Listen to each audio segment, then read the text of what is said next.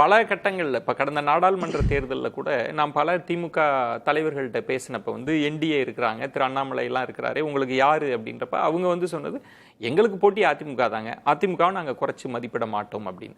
இது பல காலமாக சொல்லப்பட்டு வந்திருக்கிறது. அப்படிதான் புரிஞ்சுக்கிறதா, அதுதான் லட்சுமி அவர்களும் சொல்றாங்க. கிரவுண்டுக்கு இன்னும் நெருங்க நெருங்க அது அப்படிதான் வந்து நிற்கும் அப்படின்னு.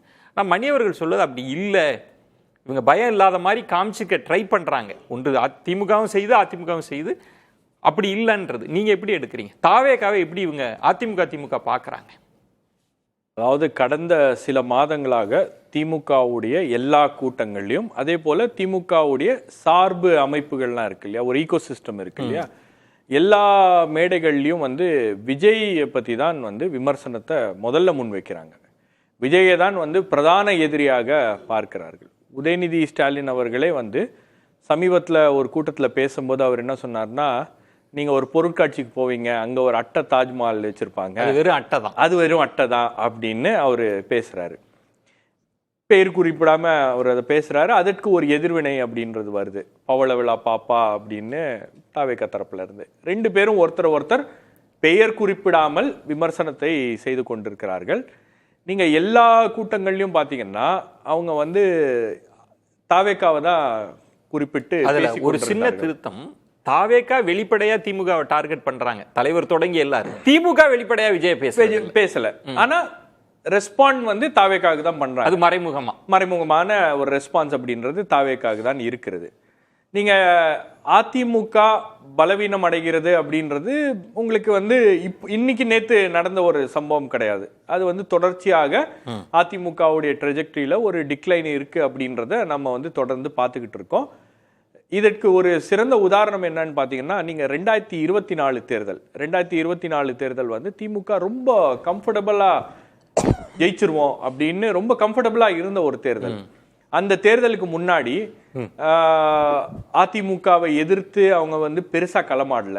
மண்டல மாநாடுகளையோ அல்லது பெரிய அளவுக்கு கூட்டங்களையோ அல்லது ஒரு வெல்லும் தமிழ் பெண்கள் அப்படின்னு ஒரு சிறப்பான ஒரு மாநாட்டையோ நடத்த வேண்டிய கட்டாயம் அவங்களுக்கு வரல. ஏன்னா அவங்களுக்கு தெரியுது அதிமுக கட்டமைப்பு ரீதியாகவும் அதே போல சைக்கலாஜிக்கலி அதே போல அவங்களுக்கு வந்து பல தோல்விகளை சந்தித்து அவங்க ஏற்கனவே அந்த நிலையில தான் இருக்காங்க அப்படின்றது தெரியும். அதே நிலை தான் தற்போதும் தொடர்கிறது. இப்ப பாஜக கூட்டணிக்கு மறுபடியும் வந்ததுக்கு பிறகு அவங்க கூட்டணியை விட்டு வெளியே வரும்போது அதிமுகவுக்கு ஓரளவுக்கு கொஞ்சம் வந்து அட்டென்ஷனை கெயின் பண்ணாங்க.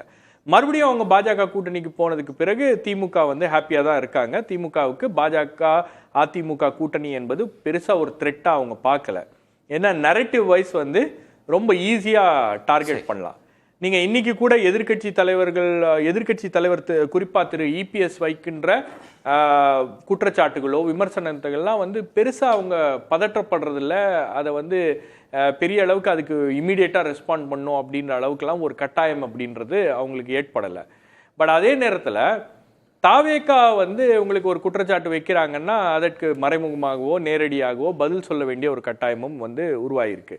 சமீபத்தில் நடந்த திமுகவுடைய பெரிய பெரிய நிகழ்ச்சிகள்லாம் பாருங்க, எங்களுக்கும் வந்து கூட்டம் வருது, நாங்களும் பெரிய பிரம்மாண்டமான நிகழ்ச்சிகளை நடத்துகிறோம், வெறும் விஜய் மட்டும்தான் வந்து ஒரு மாநாட்டை நடத்த முடியாது பாருங்க, எங்களுடைய இளைஞரணி நிர்வாகிகளே வந்து 1,35,500 பேர் இருக்காங்க, இன்னைக்கு இந்த மாநாடு நாங்க வந்து திருவண்ணாமலையில் நடத்துறோம், அடுத்த மாசம் எங்களுக்கு மாநாடு வந்து பல்லடத்துல எங்களால பெண்களுக்கான ஒரு மாநாடு நடத்த முடிகிறது, அதுக்கு அடுத்த மாசம் இந்த மாசமே 24ஆம் தேதி நாங்க விருதுநகர்ல ஒரு பெரிய மாநாடு நடத்துறோம்.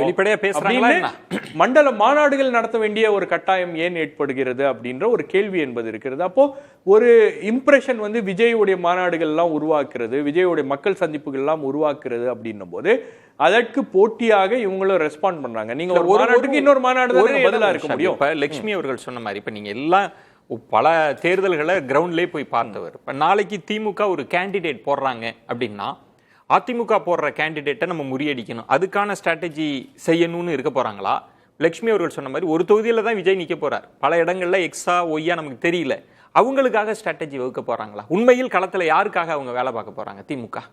உங்களுக்கு மணிஷா சொன்ன மாதிரி விஜய் வந்து ஒரு சேலஞ்சரா எமர்ஜ் ஆயிட்டு வர்றாரு. குறிப்பா வந்து அர்பன் பாக்கெட்ஸ்ல, நீங்க வந்து சிட்டி ஏரியாஸ்ல விஜய்க்கான ஆதரவு அப்படின்றது கூடிட்டே இருக்கு. இது அதிமுக எடுத்த சர்வேலையும் அது வெளியே அவங்களுக்கு அந்த நம்பர்ஸ் தெரியுது.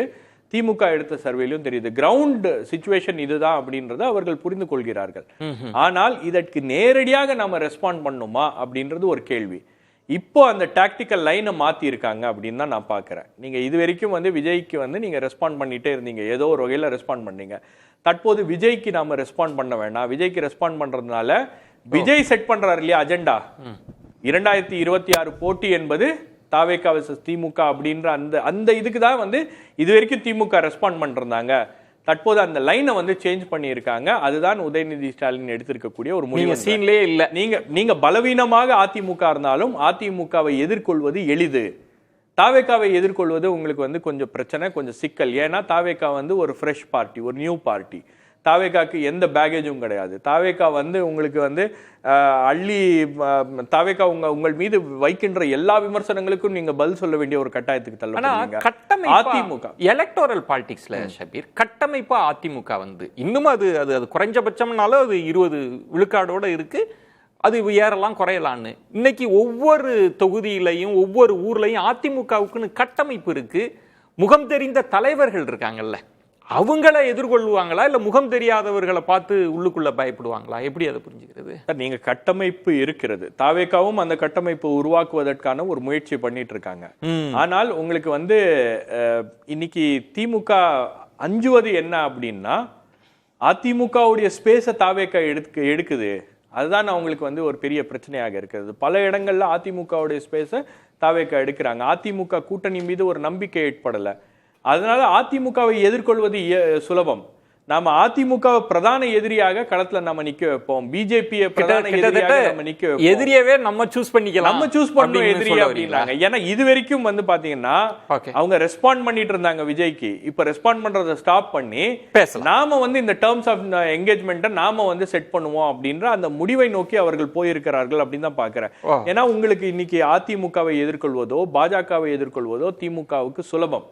தாவேகாவை அதே மாதிரி எதிர்கொள்ள முடியாது. நீங்க தாவேகாவை வந்த உடனே தாவேகா மீது வைக்கப்பட்ட விமர்சனமும் வந்து அதுவும் பாஜகவுடைய ஒரு பி டீம் அப்படின்ற விமர்சனங்களா வச்சாங்க. பட் பெரிய அளவில் அந்த விமர்சனங்கள் எடுபடவில்லை, மக்கள் மத்தியில அந்த விமர்சனங்கள் வந்து ஏற்றுக்கொள்ளப்படவில்லை. அப்போ இன்னைக்கு தாவேகா வந்து ஒரு பொட்டென்ஷியல் பிளேயராக களத்துல இருக்கு அப்படின்னும் போது மணி சார் சொல்ற மாதிரி பயத்தை வெளியே காமிச்சிக்காம பண்ற வேலை எல்லாமே வந்து தாவேகாவை கவுண்டர் பண்றதுக்கு தான்.